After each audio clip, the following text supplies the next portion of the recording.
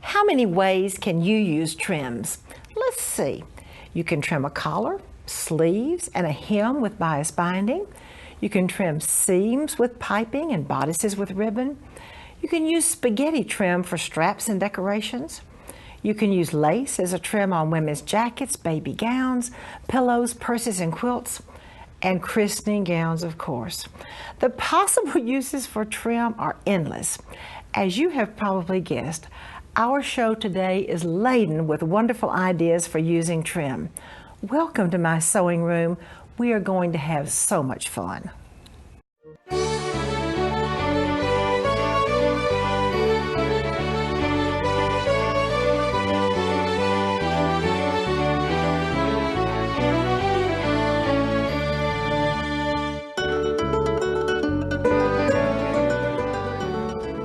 This little dress is absolutely precious. It has a real unusual trim. It's very heirloom, but it's a little bit more tailored. Let's look at the trims used on this adorable tea dress. The neckline has tatting, which you know I love tatting. It's very elegant, and it is a little bit more tailored. Very beautiful. So it has tatting around the neckline. Now this is lace tape. It works like lace, except it really is a woven tape, and you can use it exactly like lace with, you know, the regular lace. All right, we're going to come around, do a little curving, bring the lace tape around, and a little tatting is going to go on the inside. The little sleeves are so sweet. We have the lace tape and the tatting, the lace tape and the tatting, and you all probably know that a monogram is one of my very favorite trims for children's clothes or adult clothes. Come on down to the little skirt. A piece of lace tape, a beautiful piece of tatting, and I love wide hems on little girl dresses. Absolutely love it. So that's a beautiful hem treatment. Now here is what lace tape looks like. It actually works just like lace. You can come down, you can miter the corner, take it on up. It curves like lace and you shape it the same way. Put pins in it though to hold it before you're going to do your zigzagging. Now here the little bodice has a curved section, another curved section, and what do? You just slip the lace right underneath there to cover that edge, and you have it shaped. Then we're going to zigzag the lace down, the lace tape that is. Actually, you know what? It's a good idea to use stabilizer when you're going to zigzag anything on batiste and something kind of as flimsy as lace. Are we going to zigzag one side, zigzag the other one, attach the tatting, and you have a really beautiful trim on a tea dress. I am so happy to have as my guest today my very dear friend Connie Palmer. Connie is the owner and designer of That's So Connie. She is a Martha Pullen educator and a Martha Pullen licensed teacher. Connie, welcome to the show. Well, thank you so much, Martha. It's great to be here today. I love that little dress. Oh. Well, it is a little bit more tailored, but I think a lot of times some of the children don't like to have too fussy of things. So, and a lot of people don't know about lace tape. And lace tape, you're going to use it just like lace, only it's woven. It's just a woven piece of fabric. And all you have to do is zigzag it on. But I do use the, I've already zigzagged one side, and I'm going to just zigzag the other side for you. I do use an open toe foot because that way I can really see. And I also put stabilizer underneath it. My theory is if you don't know if you need stabilizer, you put it underneath there. Absolutely. It'll always be fine. So now you can see that both sides have a zigzag. So they're both attached. Now you can shape it. So I went ahead and I shaped a heart for you so that you could see that you can shape it. There's a little thread that runs on both sides of the lace tape, just like on your regular, just like lace. It's a little more tender, so you have to be a little bit careful with it. So that's why I think most times when we do a heart, we start at the bottom. This time I started at the top because I was closer to the curve, and that way I could, you know, pull that thread not quite so much. So you see, I just zigzag the outside. You would miter here, and then you would zigzag the inside. So, but the heart really shows how well you can shape that lace tape. Now, to give it just a little kick, I'm going to zigzag now some tatting right next to the lace tape. I'm not going to zigzag it right into the lace tape, but I'm going to zigzag it right next to it. And there's a big string that hooks the tatting together. And that's the only thing that you want to zigzag is that string. Now, I really should have put some stabilizer up underneath here, and I forgot to, but it'll be all right for this, for So what we're you're not doing. butting it up to the lace tape, actually. I'm butting it up sort of next to it, but I'm not sewing into the lace tape.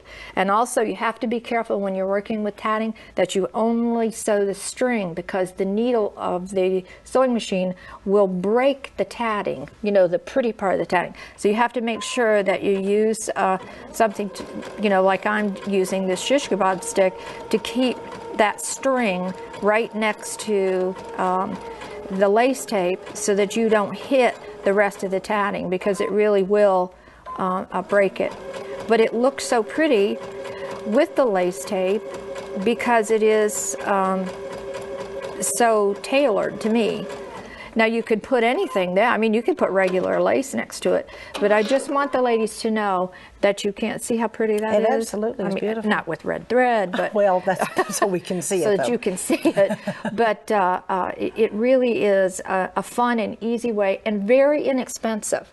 The lace tape. The lace tape is so inexpensive. So if you want to cut a corner somewhere, this would be the corner to cut, and you still have a beautiful heirloom dress. And Connie, it would also be beautiful on a little boy christening Oh, dress for my those goodness, that I know. want less Right. fussy on little boys' Right, 'cause christening I dresses. think I'm going to do a little boys, and I'm going to put, because Kathy's wanting me to do another christening again, and I think I'm going to use blue. I think that'll be pretty. Wouldn't that be pretty? Yeah, a lot wouldn't of it? times Yeah. people are using Right. colors on christening Right. dresses. Right. Connie, thank you so much. Oh, you're welcome. And now Connie has some beautiful sewing inspirations to share with you.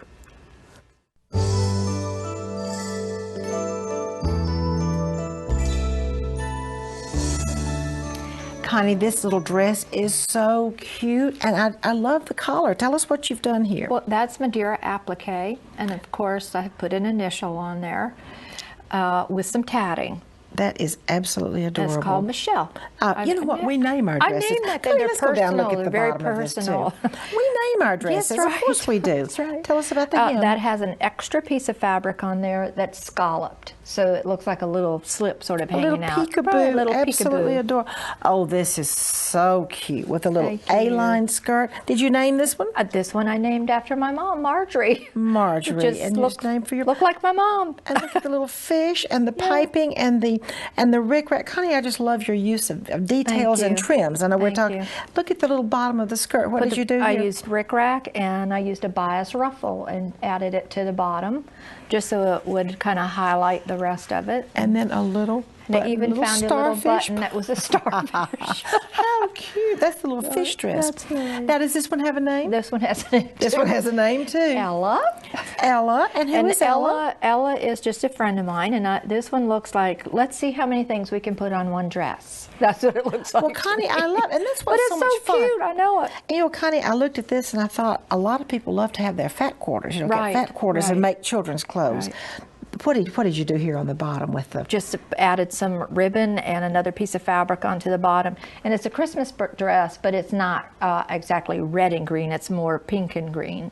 Wouldn't it be You cute could with a little put turtleneck a little underneath turtleneck it? underneath there. Oh, Connie! Oh my goodness! And this is another. This is the same one. This is Ella again. Only in summer fabric, so you could change it around a little Oh, bit. how cute! You've got ribbons and the strips. See, I love those little And a strips. beautiful piece of ribbon at the bottom. And then the flower Yeah. ribbon at the bottom. Oh, Just dress Connie. it right up. And then ribbons to tie on the shoulders. It Right. couldn't Everybody be. loves ribbon. Absolutely. Connie, thank you so very much. You're sure welcome. And now Connie has a so quick and so easy project to share with you.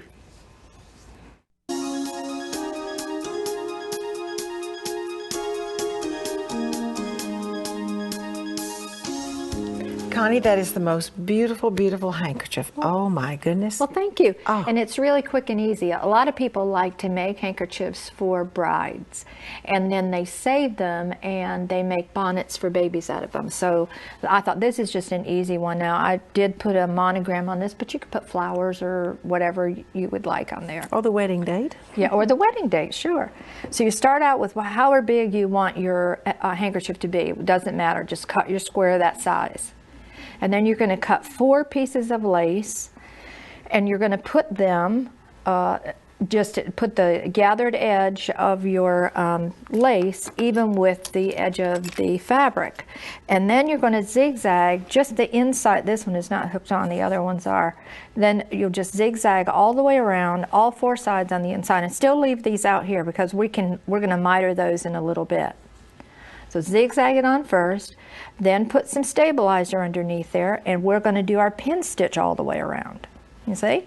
Absolutely. So that makes beautiful. It really, oh, and it's so the pin simple. stitch just adds that little delicate touch. Once you're done with your pin stitch, you're going to trim from behind the lace, and that's when you want to have some good scissors like this, you know, and just trim out from behind all your lace. Now, we are going to do miters on the sides. Now these, you see how nicely pressed those are? I'm going to do one miter. I have to turn this board around here, I'm sorry, because I'm going to show you a little trick.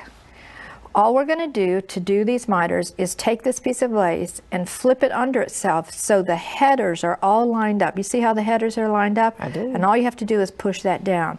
Now, if you're not on an iron, you're going to use one of these magic little pens. It has a magic solution in it. And you're going to dab it on here like this.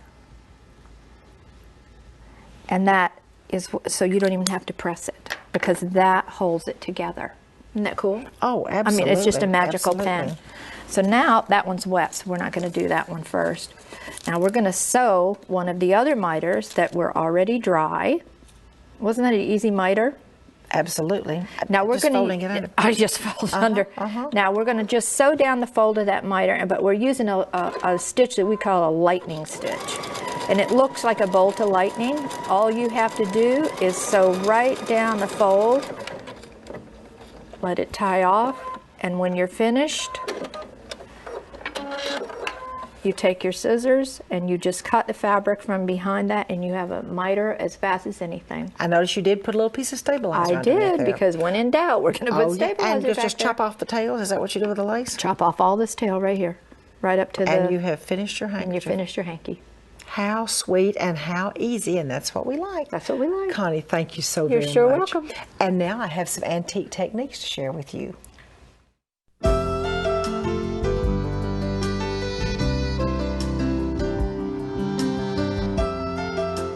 It is so much fun to look at the details on these Victorian clothing and then to recreate them today with today's modern machine embroidery machines, and also with the wonderful techniques just of attaching laces.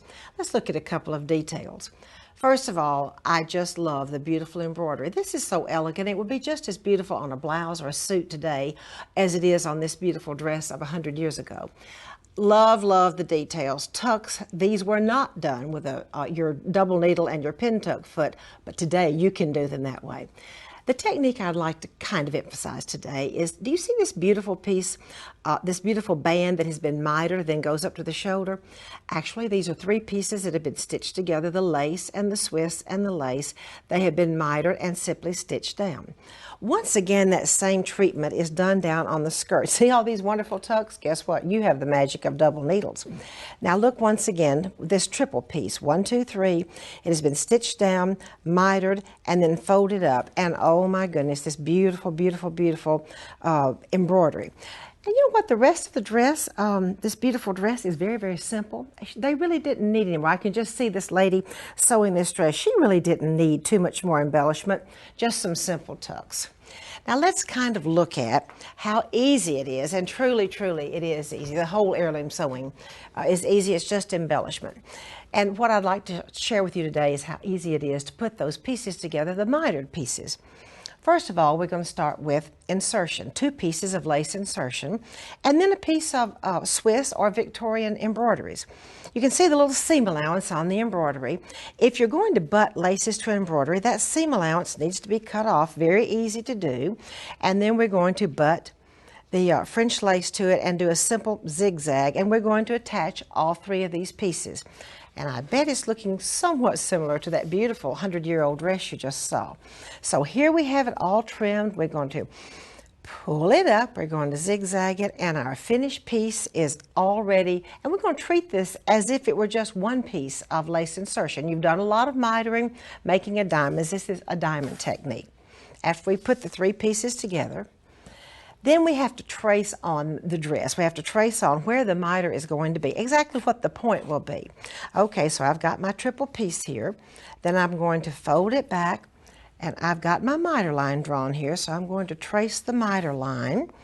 And then it's time to fold it over and to pin it. Now, after I pin it, I'm going to come over to the sewing machine. I'm going to straight stitch it first. And anytime I'm working with lace just at the sewing machine, I'm going to always put a little piece of tearaway stabilizer, and I'm going to actually start with the piece of tearaway stabilizer. Hang on just a minute. And I'm going to actually start stitching on the tearaway stabilizer. Then I'm going to go on the line, the miter point I've just drawn. I'm doing a straight stitch. That was simple enough right there. And of course I'm going to tear away the stabilizer. Then I'm going to come back after I have stitched that, and we've got a couple more steps. I'm going to trim away the excess part of that miter, and you see that little part right there? I'm going to come back in and I'm going to zigzag it, a pretty tight zigzag. Then I have completely finished, and you see my miter is so pretty there, just ready to go on the dress. After this piece is completely finished, I'm going to go to the dress. I'm going to zigzag the outside, I'm going to zigzag the inside, and then I do want it to be peekaboo from behind, so you know what comes next? You probably have guessed. Now remember, this was a tight zigzag. Let me go back. This was a tight zigzag. It is not going anywhere. So I'm going to come back in. I'm going to trim the fabric very carefully, I might add. Just be real careful. Trim the fabric away. And then I have that beautiful treatment that's a little bit of a peekaboo. And some of you are going to say, now, Martha, what if I cut a piece of that lace? Do not worry. If you cut a piece of the lace, you're going to get another little piece of the lace, just a short piece, put it in behind it, and you're going to zigzag it in, trim it away, and you're never going to see it. Oh, but Martha, what if I slice it? What if I slice it right along the seam line? Don't worry about that either. Get a piece of netting or a piece of organdy and slip it in behind there, right over that sliced, and you can go ahead and, now don't just try to pull it together and zigzag it, that won't work. But slip a piece of netting or organdy, you know, those are see-through, behind there, zigzag it, and then trim it away and forget it, because we're doing this for fun, not for heart trouble, right? Now, I'm so glad that you are having fun with me today, and I have a really fun segment called And Sew On.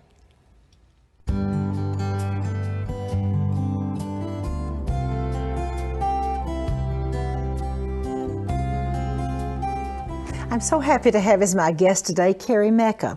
Kari is the owner and designer of Carry Me Away, the author of 4 books, a frequent contributor to So Beautiful magazine, and a teacher at the Martha Pullen School of Art Fashion in Huntsville. Kari, welcome to the show. Thank you for having me, Martha. So excited about what you're going to share with our viewers. Well, we're doing a looped whimsy trim, and we have a round yoke dress, but we've scalloped our trim, and so it looks like a shaped bodice, but it's very easy to sew. I've added the same trim to the sleeves, and it's clever, it's quick, and I hope you'll enjoy it. Oh, it's adorable. Show us how you did this magic. Okay. Now, I have a double-sided satin ribbon, so it's dark pink on one side and light on the other, and that's part of the charm of the whole thing, is that you can see both colors. And we have a flower making stick, so I just simply tape with just masking tape the end of the ribbon to the stick, and then we're just simply going to twist our stick, wrapping the trim. We're going to leave just a little space between our wraps, and we'll just push those up and smooth them out.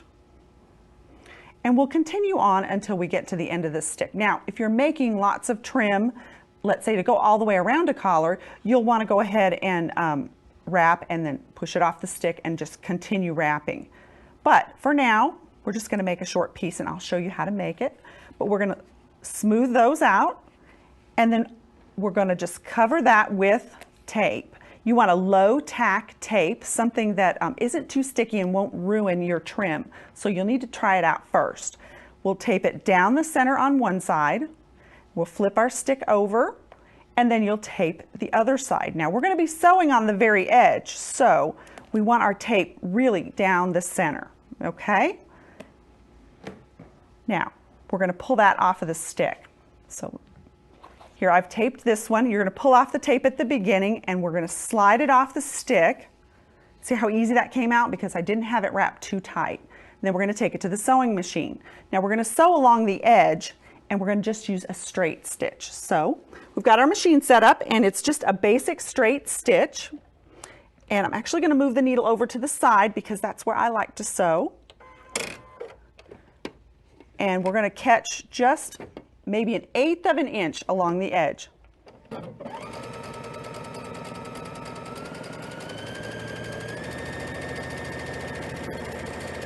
And it's that easy. Now, once we're finished, we're going to come back over here and we're going to take our tape off, and we'll have a looped trim. Now from here, we can go ahead and glue baste spaghetti along the top edge. That'll finish it. Bias. Oh, I'm sorry. Spaghetti bias. I take it for granted that it's on the bias, but if you get a stripe or something like this, it's very cute, multicolored, goes with just about anything. But we're going to use an applique stitch by machine. So I've stitched a little bit, but I would like to show you. You can put your edge stitching foot on your machine if you like, and we are threaded up. So I'm just going to sew a little bit, but I would glue baste that first before you try and take it to the machine. That way you don't have to worry about pins, and you can sew it, and it's perfect. So I'm going to go ahead and put that under the foot. I'm going to make sure that I don't sew onto the trim, and we're going to go ahead and, now this is a mirror image kind of a stitch, so we're going to make sure that we have the stitch actually going the right direction. We're going to do the straight stitch part of the stitch onto the ribbon, and we're going to do the step that jumps to the side and grabs our trim is going to go onto just the spaghetti. So I don't know if you can see that, but we're going to... How adorable. Oh my goodness. Now from there, you can take this straight trim and apply it straight, but it also curves because spaghetti likes to curve. Biased spaghetti. Okay, I'll get it sooner or later, Martha. Now, what I've done is I have counted loops of ribbon, and I would like to have a scallop every 5th loop. So I have a pin at every 5th loop of ribbon, and I'm just simply going to take these last two, and I'm going to kind of pull them apart and fold into a scallop shape, kind of pivoting. And then of course I'm going to repin and probably touch it with a little glue baste. But let me do that again. I'm going to separate, fold over, and pin. And I would do the whole length of the trim that you need to go around your collar, your cuff, whatever you need to do, and then go ahead and glue baste it in place and then sew it on. And I would sew along the top edge with that same applique stitch. Kari, that is adorable. Thank you so much. And easy, really. Easy. Very when easy. you look at this, you think, oh my, but it was easy. Oh, you just make everything so easy. Thank you so much, Kari. Thanks, Martha. And now I'd like to share a piece from my vintage collection with you.